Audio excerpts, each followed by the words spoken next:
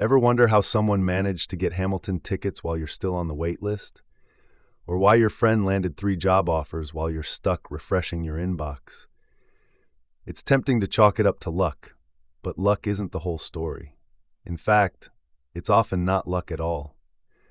In high-demand situations, from getting your kid into a great school to securing a last-minute dinner reservation, you're operating in a hidden market. These markets don't post prices or make their rules obvious. You can't bribe your way into an organ transplant list or charm your way into the most selective internships. But that doesn't mean you're powerless. You just need to know how the system works and how to work it. This is where smart strategy kicks in. Whether you're trying to maximize your chances in a public lottery, send the right signal to a potential employer, or avoid penalties from double booking dinner plans, there's a playbook for moving through these systems more effectively. The good news, you don't need to be the smartest, fastest, or richest person in the room. You just need to understand the rules most people ignore and act on them with intention. That's how you shift the odds in your favor. That's how you get lucky by design. Not all markets run on money. While we're used to thinking about markets as places where you pay a price and walk away with a product, think of your local farmer's market, for example. Many of the most important markets in life don't work like that. These are hidden markets. They decide who gets a kidney, a job at a top firm, or a seat at an elite university. And unlike price-based markets, the rules here aren't posted on a wall or printed on a label. You have to figure them out. In hidden markets, access to scarce and valuable resources isn't determined by how much you're willing to pay, but by how well you understand the system. That includes who controls the decision, what they value, and how they make choices. These rules may be formal, like application deadlines or scoring rubrics, but just as often, they're unwritten, shaped by habits, algorithms, or random-seeming processes that actually follow a logic of their own. You see hidden markets everywhere once you know what to look for. Hospitals don't let you pay to skip the organ transplant line. They use matching algorithms and prioritization rules. The most desirable employers don't just pick the loudest applicants. They hire based on signals of competence, timing, and network fit. Even in dating, hidden rules govern who gets attention. These rules aren't always fair. Sometimes they're smart and efficient, sometimes they're messy, outdated, or just plain bad. Still, they shape outcomes, and that makes them powerful. If you want better outcomes in life, learning how these markets work isn't optional.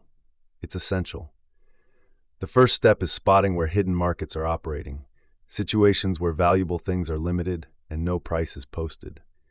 Then you figure out who controls the allocation and what criteria they're using. That might involve data, relationships, timing, or specific kinds of signaling. Once you understand the rules, you can start playing the game more effectively. This is how people end up with opportunities that others never even see. It's not always about being more talented or more deserving. It's often about understanding the structure of the market you're in and making moves that others don't realize are even available. From the outside, success can look like luck. But in hidden markets, luck often goes to those who know the rules and act accordingly. That's luck by design. When there's more demand than supply, and charging higher prices isn't an option, or just wouldn't be fair, markets turn to a familiar strategy, making people wait. Whether it's to see Michelangelo's ceiling at the Sistine Chapel, or score a free ticket to Shakespeare in the Park in New York, first come, first served rules kick in. But not all waits are created equal, and the way a market handles the line says a lot about what kind of experience you're in for. There are 2 main kinds of waiting systems. One involves lists. You sign up and go about your day. The other involves lines. You show up and stay put. Lines are more expensive because they eat up your time in real time. Your opportunity cost, what you could have been doing instead, becomes the price you pay. That might mean giving up work hours, a relaxed breakfast, or a chunk of sightseeing. But timing the line can be trickier than it looks. At the Vatican Museum, common advice says to get there super early. But if everyone takes that advice, early morning becomes the worst time to arrive. You might wait longer just by being too eager. A smarter move is to think in terms of your opportunity cost. If you don't have anything else planned early in the day, it could be a great time to wait, even if the line is long. Later, when time feels more valuable, you'll already be done. Now flip to New York's Shakespeare in the Park. The tickets are free and highly sought after, but the market design is clever. Even though the line starts at dawn, the seat assignments are random. That means there's no reward for being first. You're as likely to get front row seats if you show up later, as long as you arrive before the cutoff. This flattens the incentive to arrive early and reduces unnecessary waiting. The system also adds a thoughtful twist for older theatergoers. People over 65 get to wait on shaded benches and are offered accessible seats in the best rows. This might seem unfair at first glance, but it's actually a targeted effort toward equity. The goal is to reduce the cost of participation for people who face physical or logistical disadvantages. Leveling the playing field in this way doesn't just make the system feel fairer, it makes it work better for everyone. Waiting can feel like a waste, but if you understand how the rules are set up, you can turn the line into a smart bet, one that saves time, avoids frustration, and even puts you closer to the action. In many markets, success comes down to following clear, rule-based systems. Think of airline seat assignments or concert ticket queues. You follow the steps, and if you're fast or lucky enough, you get what you want. But not every market works like that. Some of the most important ones in life, jobs, relationships, school admissions, run on something messier, personal judgment. These are choose-me markets. In a choose-me market, someone is actively selecting you, and you're also choosing them. It's not just about being qualified, it's about being the right fit. Employers, partners, admissions teams, they want to know who you are, what you bring, and whether you're likely to stick around. This shifts the strategy. It's not just about standing out, it's about standing out to the right people in the right way. In choose-me markets, being too impressive can sometimes backfire. A school might skip over a dazzling candidate because they assume she's gunning for a more prestigious offer. A company might pass on a top-tier applicant, afraid they'll leave as soon as a better job comes along. This is called top coding, which means screening out people not because they aren't good enough, but because they might be too good. Take hiring in academia. A university department might start with hundreds of applications. After initial interviews, they select a handful for second-round flyouts, expensive, time-consuming visits that involve travel, meals, and full-day meetings. Offers usually go to just one or two people. So if someone looks like they're bound for a top 5 university, a mid-tier department might not even bother. The risk is too high. If the candidate gets a better offer, all that effort is wasted. That's why signaling genuine interest in that specific department, mentioning their research, their location, their culture, can matter more than another line on your CV. This logic applies outside the ivory tower. Employers often hesitate to hire someone they think might leave. Even if the candidate looks appealing, the company worries about retention. They don't want to invest in training someone only to have them bounce the moment a better paycheck shows up. Overqualified might feel like an insult, but it's often a shorthand for too risky to keep. The same dynamic shows up in dating. If someone seems too good to be true, people wonder what the catch is. That's why it's not enough to be impressive. You also have to be believable. In choose-me markets, signaling genuine interest and commitment matters just as much as showing off your strengths. So if you want the job, the school, or the partner, don't just prove you can do it.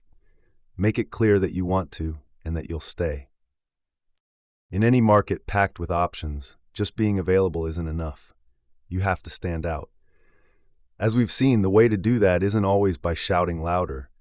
It's by sending the right signal at the right time to the right person. Let's take a closer look at online dating. Swipe-based apps like Tinder or Hinge are built to streamline matching. But when millions of people are swiping every day, things can spiral. A growing number of users, especially men, game the system by swiping right on every profile, treating the process like a lottery. This creates a messy dynamic. For women on the app, especially those looking for meaningful matches, a right swipe becomes meaningless. It's impossible to tell if it's real interest or just spam. Now imagine you're one of the few who are actually thoughtful, who read profiles and swipe with intention. The problem is, your signal gets drowned out by the flood. A right swipe from you looks exactly the same as one from someone who swiped right on 200 people in the last 5 minutes. That's why stronger, costlier signals were introduced. Features like super likes, roses, or super swipes cost a few dollars or are handed out in limited numbers. These tools let users say, "This person stands out, I'm especially interested." The cost makes the signal credible. You're not going to waste one of your few roses on someone you don't care about. And these signals don't just feel more meaningful, they actually work. In a study on a dating site, users who added virtual roses to a small number of their messages saw significantly higher match rates. People didn't ignore the regular proposals, but they paid more attention to the ones with signals attached. The takeaway: when attention is scarce, signals help people make decisions faster and with more confidence. This isn't just about dating. The same logic applies in any overwhelmed market. A well-written cover letter, a referral from someone trusted, or even a custom message tailored to your audience, these all serve as costly signals. They take time or effort, which makes them valuable. When everyone's talking, it's easy to get lost. But by using credible signals, not louder ones, but smarter ones, you give yourself a real shot at standing out. In the right market, a good signal is worth more than a dozen generic efforts. Some markets give you the freedom to change your mind without consequences. This flexibility is called free disposal, and it's everywhere. Gym class signups, restaurant reservations, job offers, even college acceptances. You can commit early, cancel late, and no one sends a bill. But when too many people use that flexibility as a strategy, hoarding slots they might not use, things break down. That's when market designers step in to add friction. Take the luxury fitness gym Equinox. Members can book premium fitness classes in advance, and the temptation to grab multiple time slots just in case is strong. But if too many people do this, actual demand becomes impossible to predict. Empty spots go unfilled while others remain stuck on the wait list. To stop this, Equinox now limits you to one class per category per day. Cancel too late or no-show too often, and you'll lose booking privileges. The same issue pops up at restaurants. Online reservations make it easy to book 2 tables for the same night. Sushi at 7 p.m., steak at 8, and decide later. But restaurants lose money when diners don't show. Booking platforms like OpenTable now block overlapping reservations and track no-shows. Repeat offenders can lose access altogether. Some venues go even further.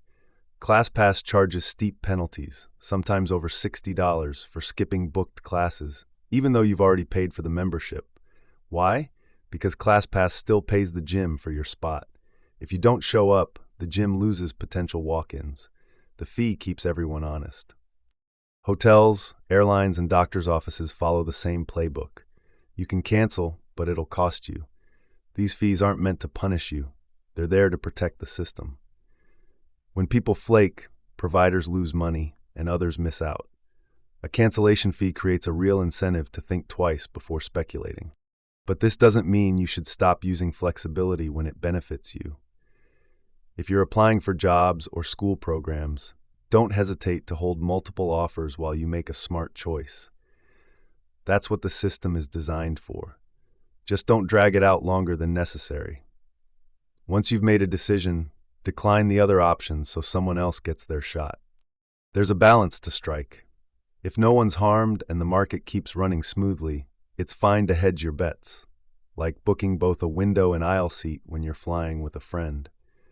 But when your actions make the system worse for others, you're not being strategic, you're creating waste. And increasingly, that comes with a cost. So go ahead and play the game, just don't overplay your hand. Markets work best when everyone plays fair, even when no one's watching.